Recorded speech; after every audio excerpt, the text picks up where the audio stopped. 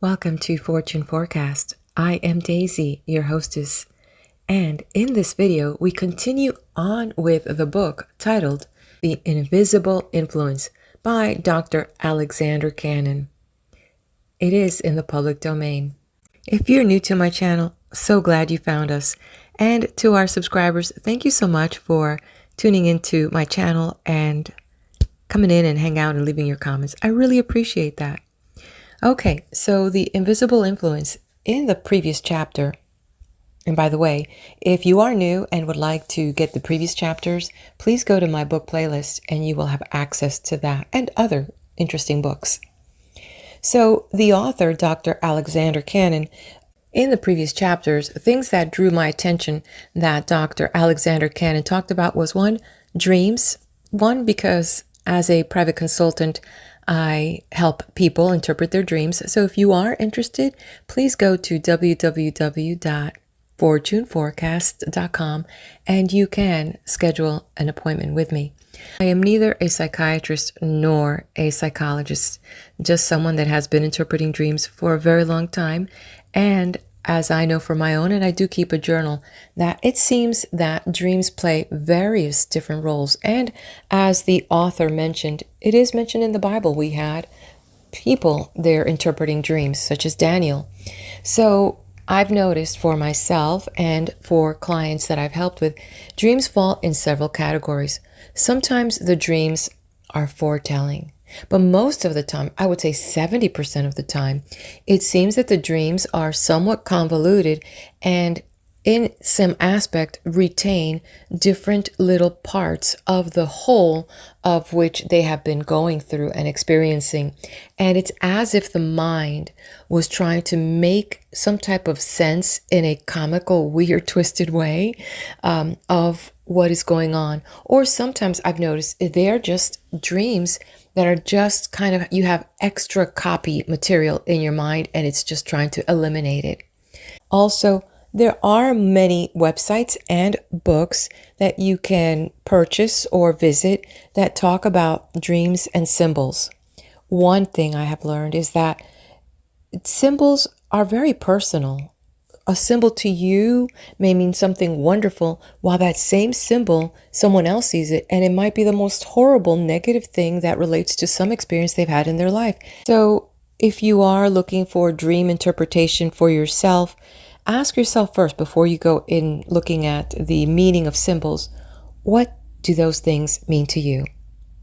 And you will begin to dive into, and of course, if you need someone to assist you in understanding what your sleeping mind is doing, then definitely consult with a professional. I will tell you from personal experience, it will be very rewarding, and in a way, it'll feel like you've lost weight. It just leaves you so much room in your mind.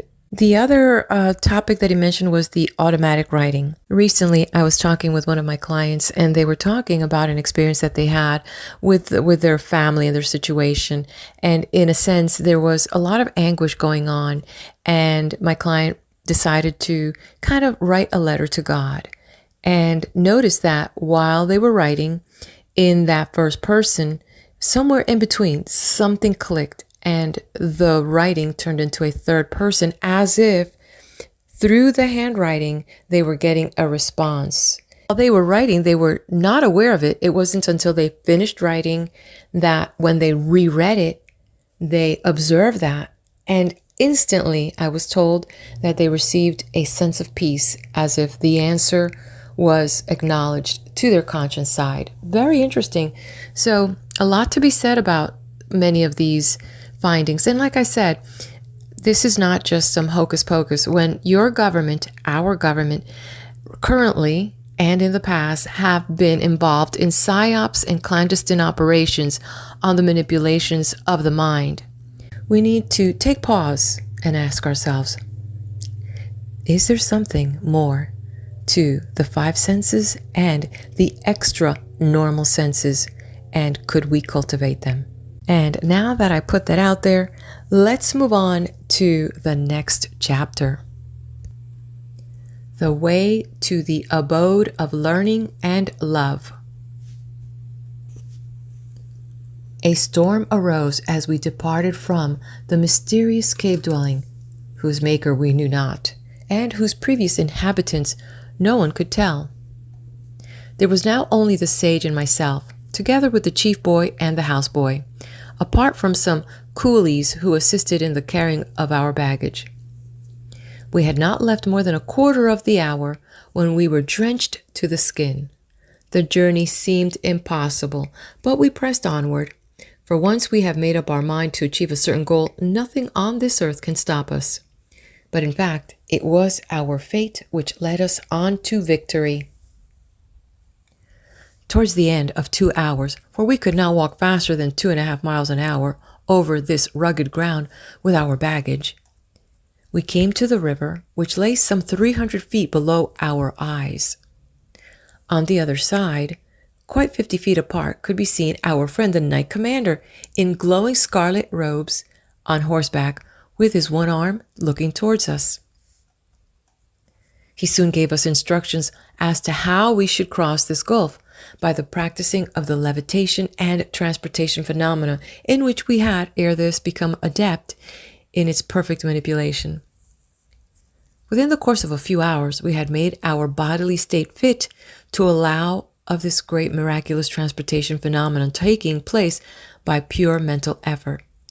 And in another moment of time, we were both landed safely on the other side. But our boys and luggage still remained on yonder side.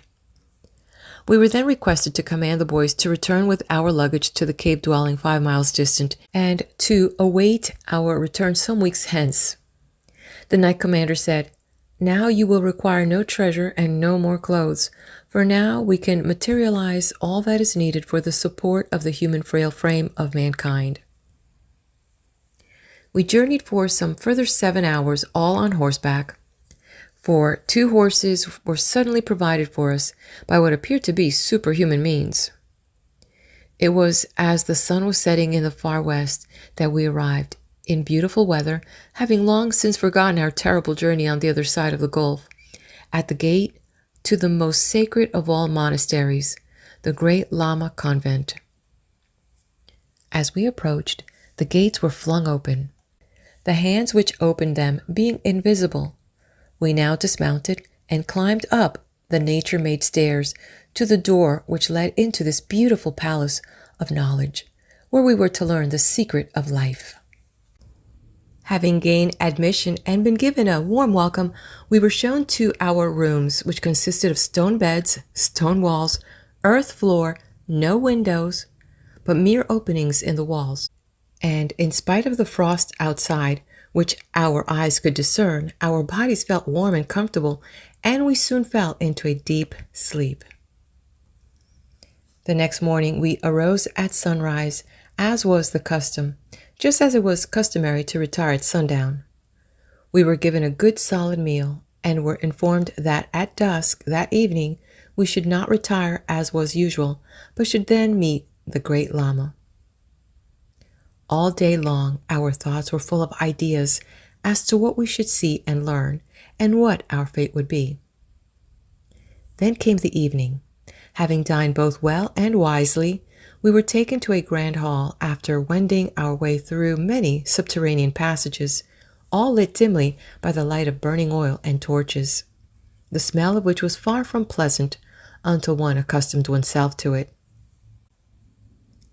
As we entered the innermost room of all, the grand hall, there at the east end, at a beautiful golden standard and throne, stood the great Lama himself. A strange feeling crept over us as our eyes discerned him, for there was a bluish emanation of about 3 inches thickness covering the surface of his body. In fact, a visible aura, which mediums always speak of when they hold a person during the trance state. We could see no one else but the great God of learning and love. Although we could hear music in the air and the sweet chanting of melodious songs, as we approached, the great Lama arose from his throne in honor of our visit and bowed most graciously, after which we were to sit, the sage on his left hand and I on his right. Then entered a host of monks carrying huge flaming torches, and they having seated themselves in a large circle, for the room was round, still continued to chant.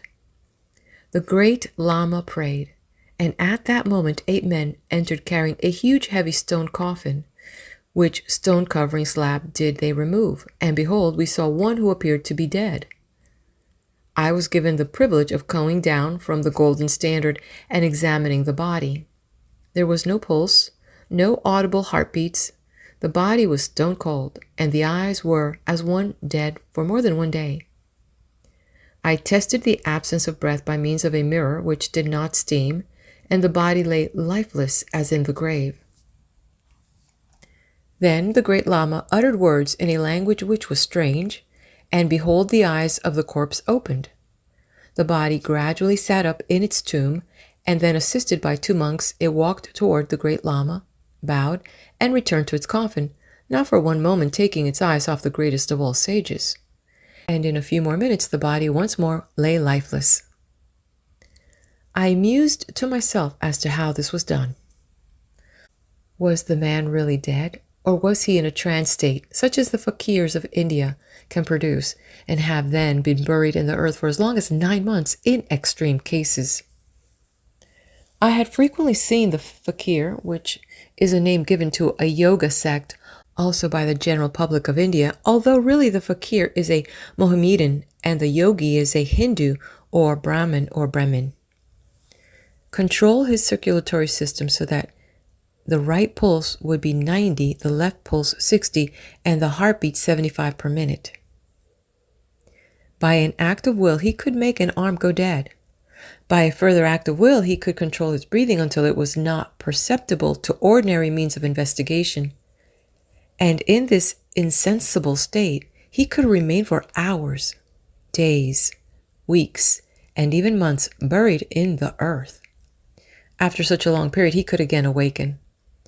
I will remember how the yogi first practiced concentration by either looking at the tip of his nose or his umbilicus for hours on end until he could see nothing else and think of nothing else. In other words, he had gained complete command of his power of directing thought. Next, he would concentrate on his internal organs until he could even reverse the act of peristalsis without producing colic in the bowel. Then he would learn to control his heartbeats until he could just only allow his heart to beat perceptibly at a few beats per minute. Having perfected himself in these masteries of mind over the body, he then learns to, quote-unquote, swallow his tongue, so that his tongue falls backwards and completely blocks up the air passages. He has previously, by command, made the wish to his unconscious self that he shall now remain buried for a long period during which he requires no food and does not develop acidosis, and his body does not materially wither. He has also, just prior to swallowing his tongue, pressed his 2 fists halfway between his Adam's apple and his chin firmly into the throat. By so doing, momentarily at least, his carotid arteries are blocked, and his hands remain in this position until the resurrection, some months hence. That the blood does not clot, and that for 101 reasons he does not die, is not short of a miracle. The great Lama, having meantime read all my thoughts, told me that what I saw was a cataleptic state far greater than any fakir could produce, and that in fact this man had been dead some 7 years, that he would not be raised for another 7 years. I was further informed that this man was some hundreds of years old and may live forever, if living it could be called. I asked the great Lama what happened to this man's soul or unconscious mind in the meantime. I was then informed that he visited Mother Earth in various parts, taking messages from the great Lama, and that, in fact, he was the great knight commander who had taken on another body with only one arm, this being symbolic of the order of the right hand, in contradistinction to the order of the left hand, which was the evil order of black magic. Whilst the assembly were still singing, or rather chanting melodious music, the like of which I had never heard before, the great Lama told me of the evil doing of this order of the left hand, against which they battled so violently. He said, Witness thou that a great and famous judge of the Occident did nearly 7 years ago visit a foreign land under an assumed name. There did he get at loggerheads with a man who was in reality a great black magician. When the famous judge was departing, this great servant of the underworld threatened, "In 7 years from this very day shall thy body be no more. A gun of old order shall fire thee out of existence at my command. And thou shalt die in disgrace, for the world shall not know that it was not really thy hand which took thy life, but my invisible hand from the great underworld. Thou wilt see the meaning of this soon." And so it came to pass that exactly 7 years from that very day did the newspapers of the Occident blaze forth with the lamentable news that a great judge had committed suicide. This was indeed no suicide, the eminent gentleman being of sound mind and great judgment, and a man who would no more think of taking his life than attempting to jump over the moon, which Occidentals scoff at and imply that it is only a thought of the madman. Nevertheless, let him be warned with scoffs at these things, lest he also fall a victim to like fate. For 14 days prior to his death was this great gentleman awakened by a vision of 2 eyes each morning at 2 of the clock. I was aware of this fact and assured that great man that it was of no import. This judgment was wrong, for those were the eyes of the black magician who had kept his word. He had evoked the angel of death, the black rider on the black and fiery steed who carried a fiery sword. I had forgotten the great Lama's warning, which was again telepathized after the event.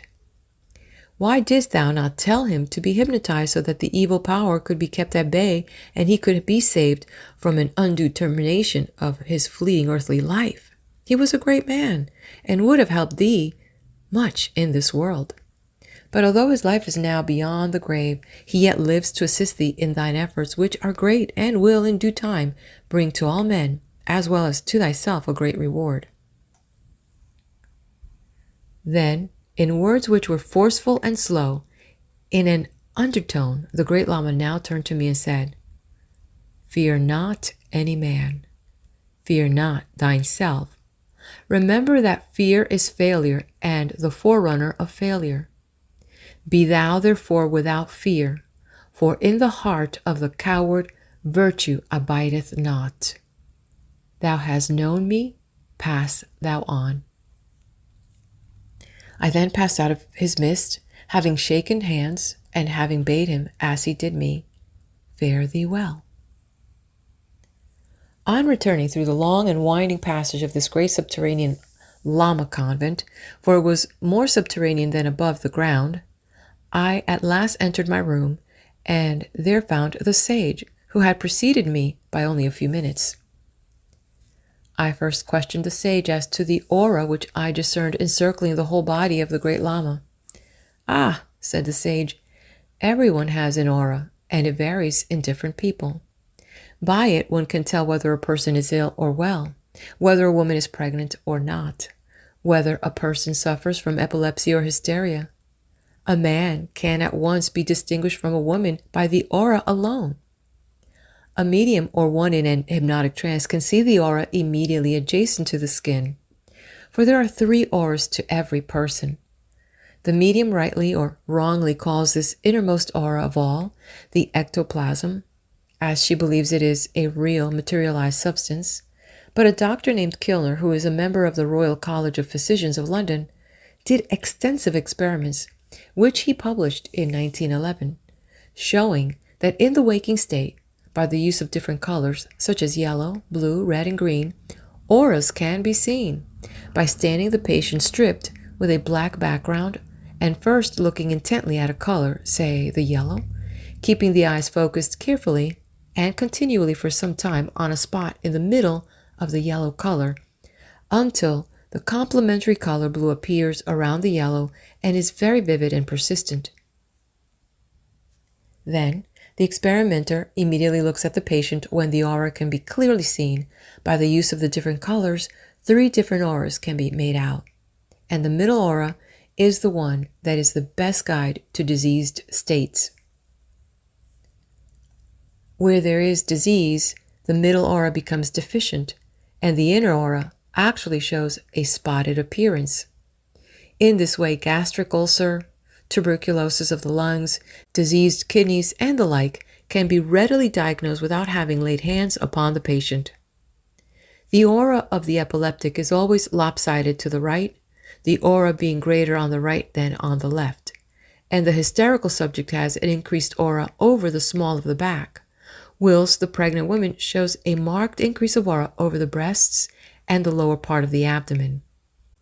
The aura of a man follows the contour of his body, whereas in a full-grown woman, the aura does not follow the contour of the body, but after leaving the head, it more or less becomes like an oblong, until it reaches the knees, when the aura again follows the contour of the body. Kilner used to employ tinted blue-colored glasses, and his work is of great scientific import and worthy of further consideration by all men of science. Now, I can make you see an aura, and anyone can do likewise by just sitting or standing with a light shining upon the observer's face from an angle of about 30 degrees in front of, to the side, and above the level of his eyes, and looking straight in front of him at the subject some 3 or 4 feet away in an ordinary room. The darker the wall, the better, and black being the perfect color to throw out the aura. One then sees a sort of halo or mist covering the surface of the clothes and face, and it can be noted to vary slightly in each individual. The more the observer can relax the accommodation of the eyes so as not to look at his subject but peer into space, the clearer will the phenomenon be seen. Now, some will argue that this might be due to lack of accommodation of the eye muscles and to be merely an optical illusion. But against this are many factors, such as seeing the aura greatly increased to the right side in all cases of epilepsy, and greatly increased in the small of the back in all cases of hysteria, and so forth. Well, I said, and how do you account for this aura? What actually is it in scientific language? The sage smiled and continued. We can obtain the same phenomenon from any inanimate object which is electrified or magnetized. For instance, a magnet will show the same type of glow, being blue as in the human body by the color methods, but of a yellowish tinge by the reflected light method, owing to the persistence of the yellow rays upon the retina, making the aura to be interpreted in terms of yellow instead of its true blue. It is therefore reasonable to assume that this aura is actual magnetic force emanating from the body and from the magnet, and this has been endorsed by Dr. Joyer's psychometer, which records at a distance of a few inches the magnetic force of the individual tested. Some might argue that it was a difference in air pressure due to the nearness of the hand to the instrument which causes the deflection of the pointer, but this can be ignored as the instrument is encased in an airtight glass case. In cases of mental deficiency and gross mental disorder, the aura changes from a blue color to a gray color. Why? We don't yet know, but this is an established observation. It is further interesting to note that these aura can actually deflect the infrared rays. This has been recently proved by the eminent men of science, including Lord Charles Hope, Lord Rayleigh, Dr. Fraser Harris, Mr. Gregory of London University, Dr. William Brown, Mr. Gerald Hurd, Mr. Herbert, Dr. Wheeler Robinson, and others. When one comes to think of all these phenomena which are proved and yet of which the average medical man is ignorant, it makes one realize that human intelligence is frail and finite, whereas life is infinite. The weeks had passed, and it was now time to make our way back to the river, where we should once more, by the transportation phenomenon, cross the gulf between the great Lama convent and the cave dwelling. Soon all of this was done, and once more we rested a while in our cave dwelling. Some days later, we again left the cave dwelling and made our way, after many days, through the Himalayas. and after many more days of travel, we reached the village of Dudwan in India. Here, there was great excitement, for it had been rumored that we had come from the great gods of Tibet, but it was in fact for us to be entranced, for a great fakir had come and had dug a great trench so that it extended more than 1/4 of a mile. This did he and the other inhabitants of this village fill with wood and material that would burn, and threw on this coal and a multitude of ashes, and it did blaze like a furnace. One had to stand afar off, so great was the heat thereof. All this time the fakir chanted through the Mohammedan prayers and asked those who would follow him to do the same. As the fire burnt down, many having thrown in their handkerchief in order to test the reality of the fire and that it was no illusion of the senses, and the ashes shone red with heat, then did the fakir proceed to walk barefooted upon the ashes, which still shone brightly. He proceeded with footsteps that were slow and resolute, taking some 10 minutes to walk on the ashes the whole length of the trench. He then came along and showed us that not one blister was there, nor any soreness or pain in his feet. He implored others to follow him with either bare or stockinged feet, but that all boots should be removed. Only those who really believed and faithfully repeated the prayers after him should follow him. The commissioner, the collector, police chief, and many others did follow him walking on the red-hot ashes, and not one of them either had blisters or holes in their stockings, for the heat had had no power upon them and was unable to even burn one single hole in the stocking. No one even felt the heat who partook in this religious ceremony of the East. The next day, a sensational trial was held concerning the kidnapping and murder of a companion by some Jews for sacrificial purposes. Some of the children, most of whom were either Christian or Hindu, swore to the kidnapping and murder by these Jews. The idea had been suggested to them so imperatively that they believed in the reality. Imaginative children are often punished for lying when their only fault is self-deception. This is a lesson which every parent and teacher should take to heart. Many barristers are masters in the art of suggestion and can make a weak witness contradict himself almost at pleasure. They even use the expression, "I suggest." It can be seen how, psychologically, suggestion can be carried still further. The committal of a much-talked crime is very likely to be followed by others similar to it, the outcome of the imitation and suggestion, and one sees how, after a murder, weak-minded but innocent people often cause much trouble to the authorities by false confession and self-accusation. We now made our way to the seaport, that we might once more look forward to seeing the shores of dear old England. Our boat sailed from Bombay 3 days later. End of chapter 11. Stay right here, my friend. We're going to continue in this video to the next chapter. If I may ask, please hit that like button, and if you like what you see here on this channel, subscribe. Leave me a comment. What do you think so far? I'll tell you one thing, that walk on fire, I went to a Tony Robbins workshop where he had many people walking on fire, and I was one of those that walked on fire. And while it is important to have the right state of mind, I believe that the reason we didn't get burned was because we were walking on fire. We were not standing on, the embers that were burning bright. And I believe that has to do, there's some science to that. Without any other delay, let's move on to chapter 12, the power that dwarfs intellect.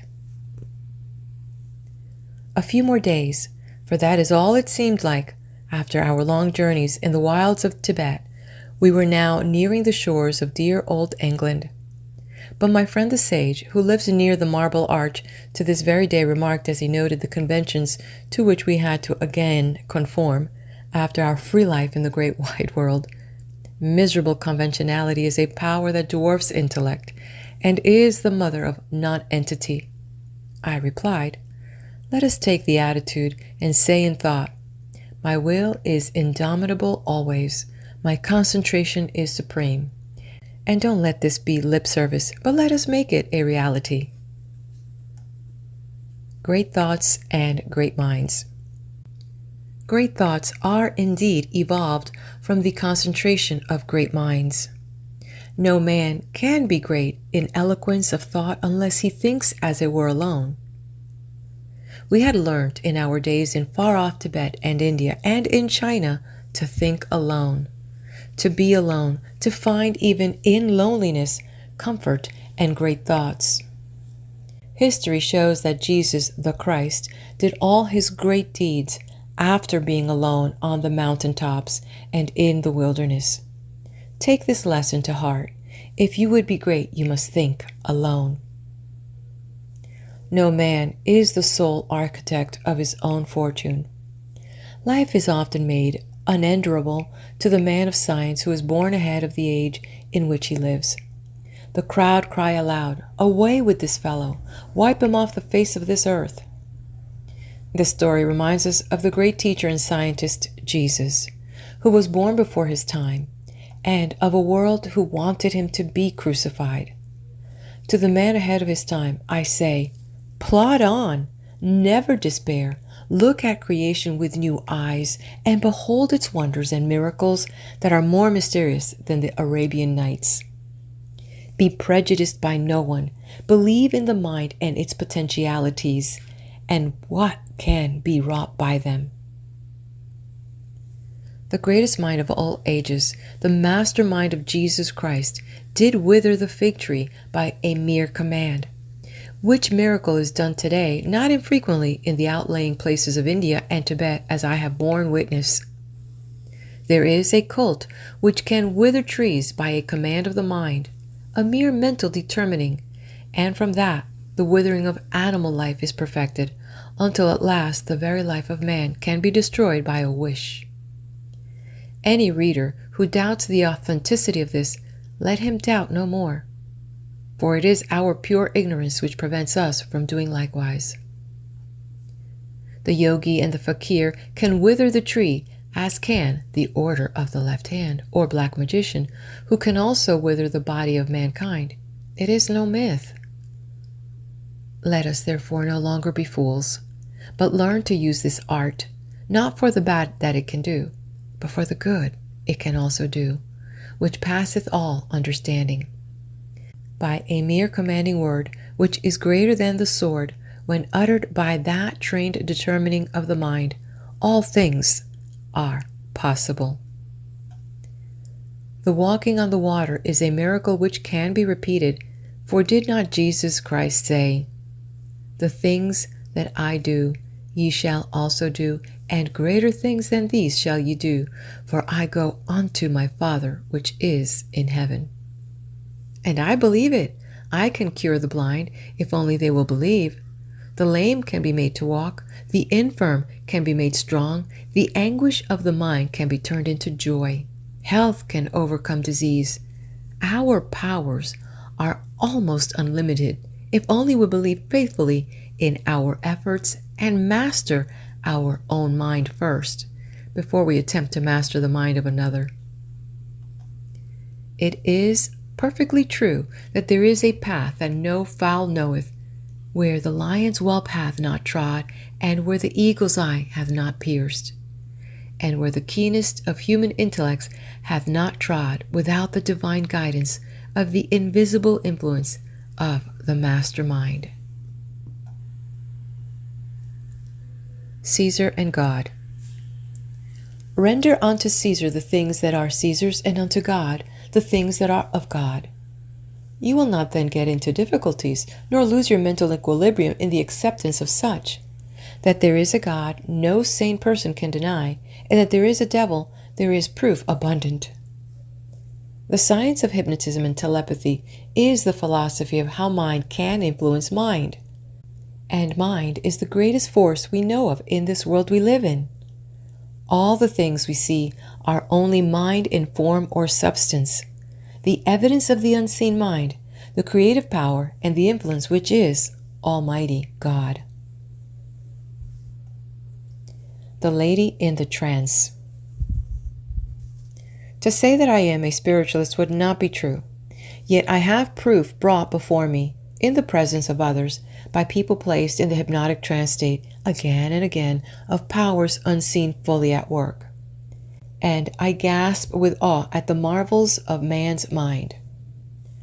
A famous judge and I visited a competent and reliable medium who could not have known either of us in our disguise, nameless as we were. Nevertheless, without being asked one word, my status, title, estate, authorship, relations, and some very intimate things which have occurred in my past life and associations with certain people were related. Some prophetic statements made which were quite uncalled for, that have now already been proved, and which at the time my subconscious mind could have not possibly known, although my unconscious mind may know all things. I would never have believed such things could possibly have happened. Many other astounding facts were laid bare in the short space of 50 minutes by the lady in the trance. Surely these facts make the inquiring mind think seriously. All this is only too real, and is evidence more abundant than one sometimes likes to think of an invisible influence ever around and about us, which may be either for good or for evil. Everywhere is mind, and mind is everywhere. We are surely part of a greater mind which can never die and knows all things, past, present, and future. Even Christ prophesied many things, even his own death and that of his friends. Our future is not all unknown, unless we apply this to our narrow, limited conscious mind. All that we can say is that we are not conscious or aware of what the future may bring forth. But there is much evidence to prove that a universal mind exists that knows all things. And hence we, being part of the greater mind, can, by trained scientific means, tap, as it were, this great universal mind, which also knows us all, what we were, what we are, and what we will be. We live in a great age, and the day is not far distant when some of us will be able to reveal to mankind wonders which have never as yet been told or beholden, and the true meaning of the soul of man, and the secret of life itself. The invisible influence.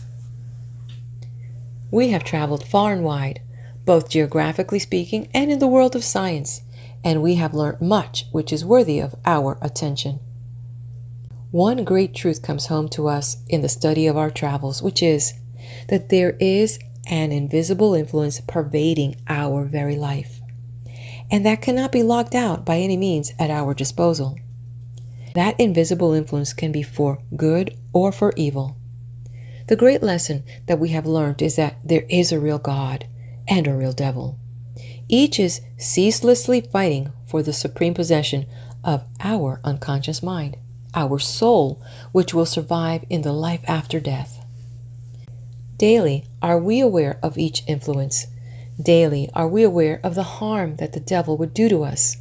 Yet hourly we are also aware of the protection of the everlasting arms which protect us from all harm, if only we believe in a true and living God who cares for us, and not as the devil plays up with his crafty, cunning ways until he has gained his own ends, after which he will relentlessly forsake his most chosen friend when he so desires. Good thoughts, kind thoughts, clean ideas, love. Never saying an unkind word against another, never for a moment hating any man, and at all times having complete control over one's passions. This state of mind alone can lead us to God and the higher life. It again emphasizes the charitable truth of the proof of the hereafter, that as our unconscious mind is now, with its library of good or bad material within its walls, so it remains in the world to come, making for us a very real heaven or a very real hell, in accordance with our own choosing by the efforts of our own will. Great truths. This science of hypnotism and telepathy opens the door to the innermost secrets of the mind of man. With it come comforting thoughts and guidance. Take heed for the moment and listen. The hypnotized person remains en rapport, in mental communication with the hypnotizer, because he goes to sleep while thinking of him, and this does not differ from what frequently happens in ordinary sleep. A mother who goes to sleep close to the cradle of her child does not cease to watch over him during her sleep, but whilst she hears not the loud claps of thunder, terrible truth is manifested when one understands scientifically what acceptance of suggestion really means. Because the soul, the unconscious mind, must exist, and will do so, in the state of belief in which it lived whilst on Mother Earth, in the life that is after death, exactly in accordance with what it has really made its own in the normal state of consciousness. Therefore, our destiny in an eternal heaven, or an eternal hell, the kingdom of heaven or hell that is within us, is in our own hands, to be made in accordance with the mind of God or the mind of the devil. Pause for a moment and think of this great truth and what it means to you. There is indeed a dual personality in each one of us. We are each a potential Dr. Jekyll or a Mr. Hyde. We cannot be both. We are either Dr. Jekyll or Mr. Hyde. Dr. Jekyll stands for all that is good and noble. Mr. Hyde represents all that is bad and ignoble. In our own double personality, let the infamous Mr. Hyde be killed in order that the illustrious and good Dr. Jekyll may live and prosper, so that good may conquer evil, health conquer disease, and at last, life itself conquer death. The end. End of reading of chapter 12, and the end of the reading of the book titled The Invisible Influence by Dr. Alexander Cannon. Be so kind, let me know you are here. Hit that like button, leave me a comment, and browse around the channel, see if there's anything else you might enjoy. And come back often. Be blessed.